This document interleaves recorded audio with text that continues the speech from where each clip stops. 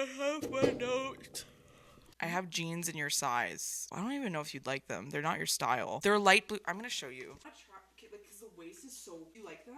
I do like reminders of him. The Housemaid. Soon. Coming to soon. Coming to theater. Coming to soon theaters. You near. This is like wiggly. Okay, whatever. I'm not gonna touch it.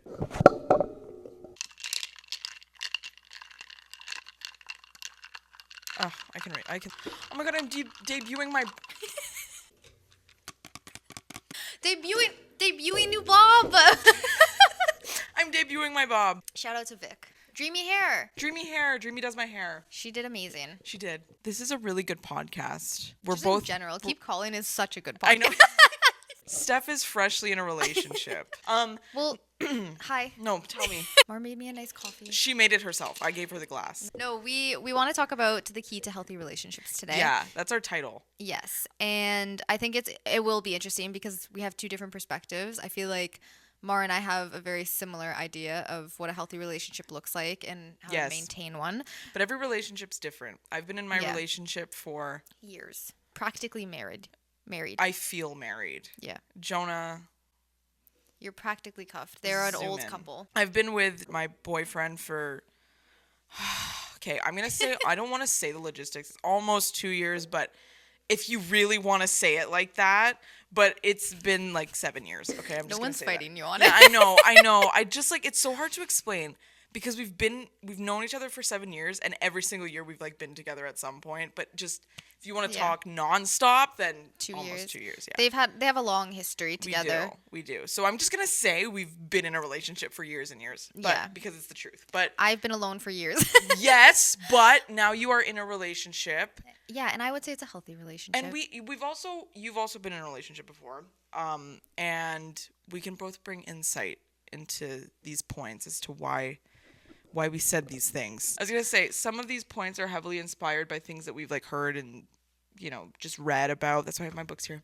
But also a lot of these points are we came up with them from our own experiences because we're not all copycats here. So I heard a quote a long time ago that really stuck with me, and it was that you can really tell how much somebody loves themselves by the partner they've chosen. The reason why it stuck with me was because you can either have a relationship glow or you can have your spark diminished. Because loving somebody is a choice. And loving someone shouldn't be hard. I think relationships shouldn't be hard. Love in general is not hard.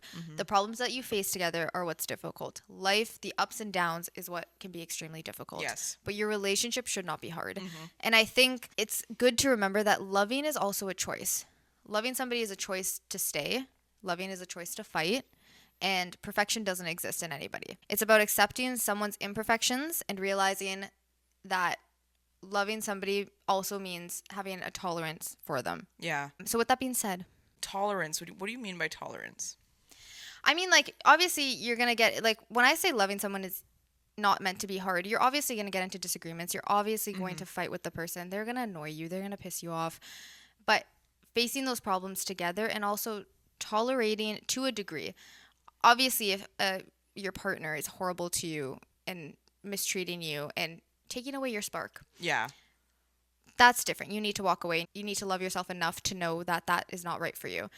When I say tolerance, I'm saying when those little quirks happen, those little irritating moments happen with your partner, those are things that you're going to have to tolerate because it's not going to be perfect. No person is going to be perfect. And trust me, I looked for perfection for many years. Yes. You're not perfect. Your partner's not going to be perfect. And you will never be happy if that's all you're searching for. Absolutely. And also, it's the little things in the moment that piss you off that you're going to laugh about later. Yeah. Like, have you seen the movie Marley and Me? Yes. I'm going to compare a man to a dog. No, but like Marley was like a problematic dog, right? Yes. Like super, like, biting all the couches and chairs and whatever. But, oh, Marley! Like, whatever. But then, spoiler, he dies. And it was the worst experience of my life. And I will never watch a dog movie again. I think everyone really felt that movie. I felt that so hard in my heart.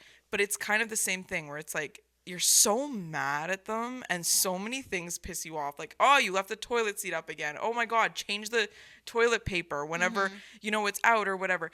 Oh, I'll do it. But then they like come and give you a big hug and you're like, no, I'm mad at you. But in like 50 years, you're going to look at that and be like, and God forbid something happens, but you're going to be like, wow, like those are things I'm gonna miss. Like, you know, and it's that gives someone personality. So kind of tolerate, yeah, but it's also accept. Like, accept your partner for who they are. And I think that you had a quote about that, didn't you? Oh, well, I just said it wasn't a quote, but one of my points for this Acceptance. was it. Yeah, it was acceptance and showing your bad and ugly side. Yeah. Was showing all your flaws, and obviously, you know, when I say bad and ugly, like nobody's perfect. Nobody's talking about abuse either. Like, Yeah, if you're like, in let's just get that away. Yeah, like if you're talking about like abusive relationship, like, no, we're not talking about that. No, but everyone has their flaws and everyone Yeah. has their bad and their ugly, and it's showing that to that person because you can only be this happy-go-lucky person for a couple of months, and then you're gonna fall into who you actually are. Yes. So show that person who you are. Show them the bad and the ugly, and you know, even like your friends and your family and the people most important to you and the closest to you. I'm sure you could think of a million things that irritate you about them I or can't piss think you of one off. for you. I can't either. But we are the We're exception. outliers, Yeah. the anomaly. Billy Loves brand. Cheers to Billy Love. I'm gonna get you anomaly merch for Christmas. I'm getting you a We get all cameo of celebrity Billy brands. Love saying, "Hey Mar."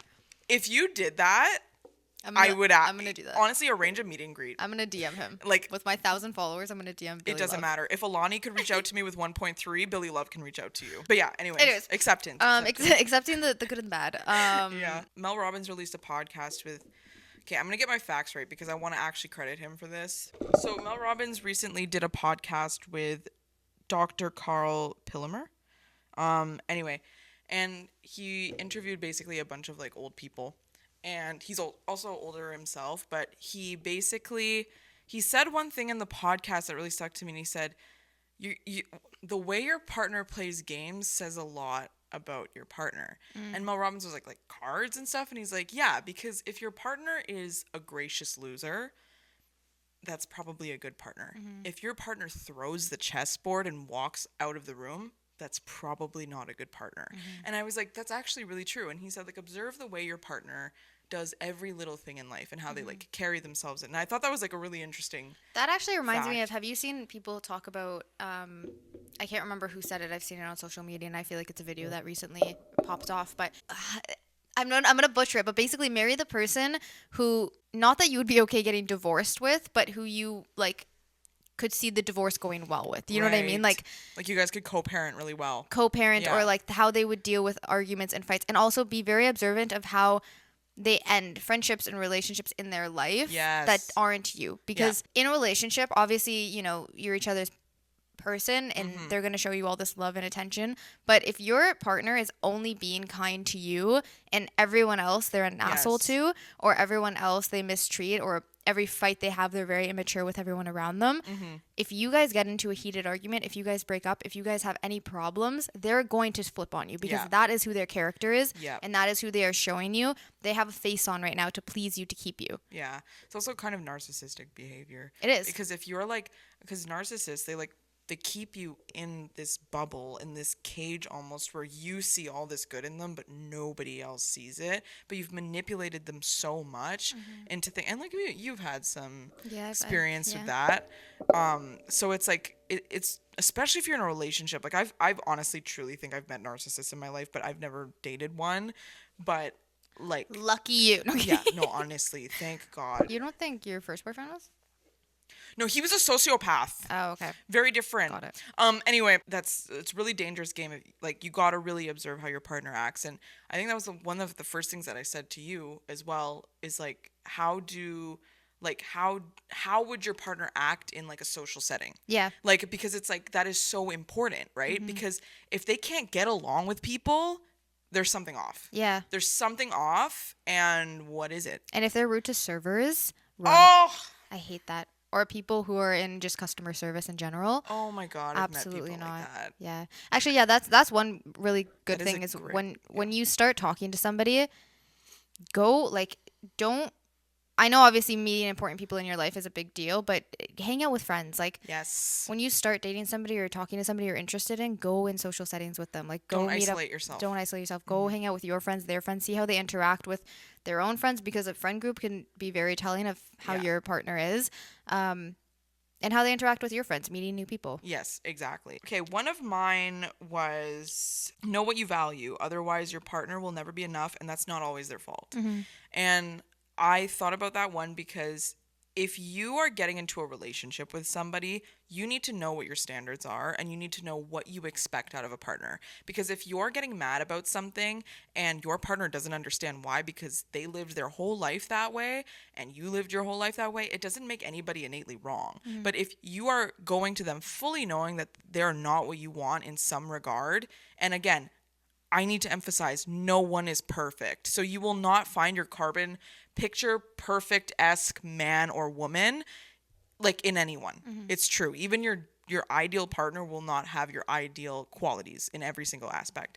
And so if you are in a relationship with someone and you're constantly getting mad at them for the same thing that's honestly probably not a big deal, it's probably just how they were raised and who they are, but you keep getting mad at them, it's going to end. Like, it's honestly going to end because you went into this liking probably their looks or something and completely overlooked a key value to you. You know what I mean? And that's very unfair to both of you. It's very unfair. And also, like, if you're taking it out on someone, they're probably like, what's wrong with me?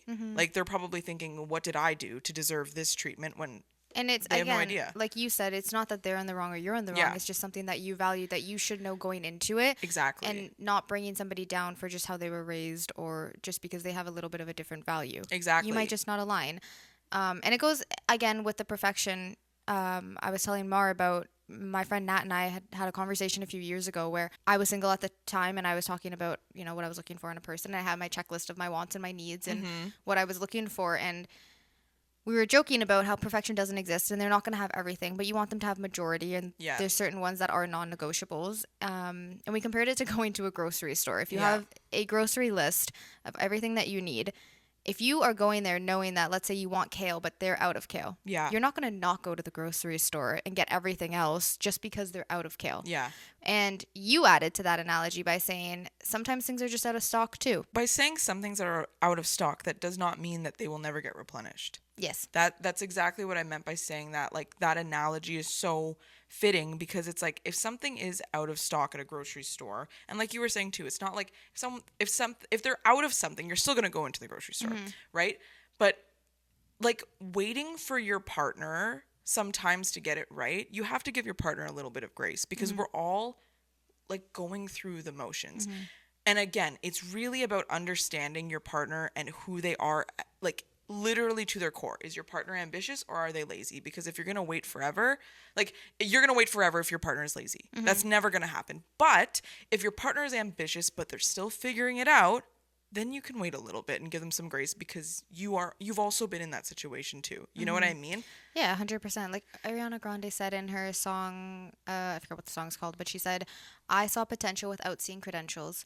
You need to know that they have it in them. Obviously, again, if you need somebody who's ambitious and they're giving lazy, then they're not going to turn into that. But if you can see that in them, then you give them grace, give them time. Yeah, exactly. And your partner can't read your mind. Yes, that's a big one. That's a big one because I think a lot of people go into relationships and they get upset about something. I mean, you and I do it as well. It's like, why didn't you see that? Like, you could visibly see that I was upset. I don't like, you know what I mean? You can't expect that every single time your partner is going to read your mind. Like, everyone has shit going on. And also, even me sometimes with my own partner, like, I admit, like, sometimes I'll get mad at him for not reading my mind, but then half the time he's, like, sitting there because he wants to talk to me, and I'm just, like, on my phone texting you. And then he's like, can you just put your phone down for a second? Like, I'm trying to have a conversation. I'm like, 1 second. And then it's like, how do you think that person would feel? And it's like, he didn't express it to me, but I know, and, like, he has eventually expressed it to me. Like, whenever I'm sitting there and I'm, like, looking at you, like, and, like, I'm kind of like, hey, like, you know, he wants to talk to me. But to me, I'm just thinking, because my boyfriend is very affectionate, like, you know, whenever I'm with him, because he's gone all day, it's like he always just wants my, what the fuck was that? He wants my, like, attention and stuff like that. So I'm just like, okay, well, it's not a big deal if I pick up my phone for a bit. But, like, sometimes because he's always like that, I'm like, I can't differentiate sometimes, oh, he actually wants to talk to me versus like, oh, he just wants to be around me and, like, sit in my silence, essentially. You know what I mean? And I'm sure there's been times with you where you're like, why can't you just, like, can you not see that I'm upset about this? Like, why are you acting dumb? But then your partner is going to be like, I can't read I your actually mind. don't know. What do Yeah. you mean? Like, you know what I mean? And there's been moments like that where I'm thinking it's so obvious on my face that Yeah. I'm annoyed, or that I'm, even if I'm happy and I just don't express my Yeah. gratitude about something, I'm like, oh, it's the love on my Yeah. face is showing, or Yeah. the anger on my face is showing. But then Yeah. if I look at myself in a mirror, I'm blank faced. Yeah. Like you can't read a single emotion on my Literally. face. So you really do need to commit. You can't expect somebody to read your mind. Yeah, exactly. Try and be self-aware. Like, try your best to be self-aware and heal the things you know need help. Because if you're not self-aware, I actually have a quote for that in this one. This is a quote from Conversations on Love by Natasha Lunn. Some people think that love fixes everything, and it doesn't. You can use it as a distraction, but it's not going to remove your suffering ever about anything, even in the little ways. You might think, I'll be less anxious if I have a partner, but you won't be unless you figure out how to do that by yourself.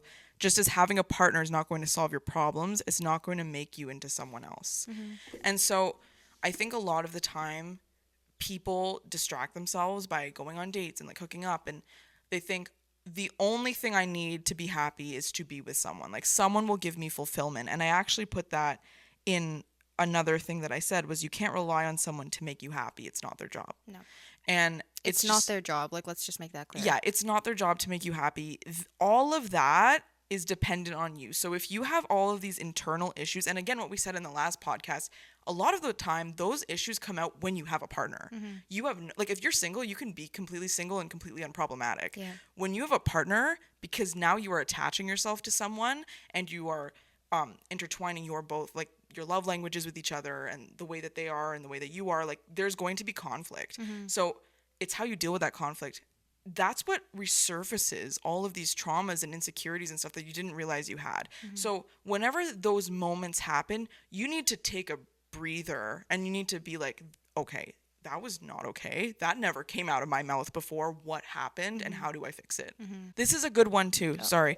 Everything I Know About Love by Dolly Alderton. I know I'm just kind of like spewing quotes out, but this was a good one. Love should be about aligning your life with another person, not a place of make-believe you can escape to where you always feel high. That's a really good quote. That reminds me of I saw a TikTok comment actually where somebody said, "Don't look for the fireworks, look for the fireplace." And I kind of liked that.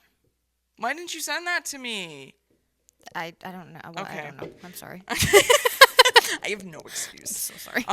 No, but that's true too, because it's like that goes to in saying, oh my God, the hardest thing to differentiate infatuation, like that Lust. kind of limerence, right? Did you say limerence? Limerence, the high state of infatuation. But you're like last time, like limerence, you know. I'll just let you speak. No, I get so mad. I'm like, no. You give me your mic. I mess up this whole table. Jonah comes crashing in here. No, but like it's a state of infatuation versus a state of love. Yes. That is the heart. No, because especially when things are new. Listen, again, me and my boyfriend are like an old married couple. They are. Steph and her boyfriend are like, I love you. No, I love you. Okay, no, we're you're not cute. gross. No, but do you know what? I'm not Yes. saying that. But like, you know what I mean, right? Like, it's kind of like there's a difference between like the levels. But I'm saying, Yes, like, for sure. in this, like, you can't help that in the beginning. It's very much like, holy fuck, I want to be with this person all the time. Yeah. And that's great. Like, that's the honeymoon stage that everyone talks about, right? Yeah. Like, and you don't that doesn't last forever. Yeah. Like, one of my best friends is literally married and stuff like that, and like her relationship as well is very like toned down. Like, Yeah. you know, but and same with me and my partner. Like, again, it's very toned down, but at the same time, it's like whenever, like, the thing is, infatuation, it looks like love. And if you're like that's why that quote was so good, because it's like whenever you jump into something, like everything turns off. That could be very tricky because you are seeing what the person is showing you. And if anyone's following TikTok drama right now, I'm not going to say it, but like Uncle Bob, it's very dangerous for a lot of people to like pray and use that infatuation and really make someone love them. But again, it's not always like that. But Well, I also yeah. think like if you're looking for a life partner, Yeah. keyword life, you have the rest of your life with them. Yes. I think take your time at the beginning. You don't need to rush into things. You don't need to jump the gun and do all of these big milestone moments with them within the first year. Go at a slow pace. Love doesn't need to be rushed in any way, shape, or form. And I know it's easy to not want to rush because you're so happy at the beginning, you're so excited, and there's no problems right away. But take your time. You have the rest of your life to experience life with your partner. So you don't need to rush into all those milestone moments right away. And I also want to talk about when you mentioned about, you can't rely on your partner for happiness. I think it's important to note every time we've been talking, like this whole podcast, we're calling it your partner because a relationship is a partnership. Yes. You can't rely on them for your happiness, but every problem that you face together, not against each other. You work on it together. Yeah. Every situation that you're going through, you should be able to feel like you can communicate that with your partner and say, I'm dealing with this right now, and I need you to hear me out. I need you to listen to me. I need you to help me fix this. Yeah. Vice versa. If there's a problem that you both are having with each other, you talk about it, and it's you and your partner against that problem. Yes, exactly. Yeah, I want to end off on this quote. We're going to have to do a part 2 because I haven't gotten through everything I wanted to talk about, but from Dolly Alderton, you'll feel settled, centered, and calm when you fall in love with the right man. We've both been in very toxic relationships. We were both on edge. We both did things that we didn't want to do. I'm sure every single person who has been in a toxic relationship, like hell, I wrote a whole book about it. Yeah. You know what I mean? It makes you question yourself. It makes you insecure. It makes you feel unsafe, unloved, and quite honestly, like you feel like the only person that can give you some semblance of love is that toxic relationship. Yeah.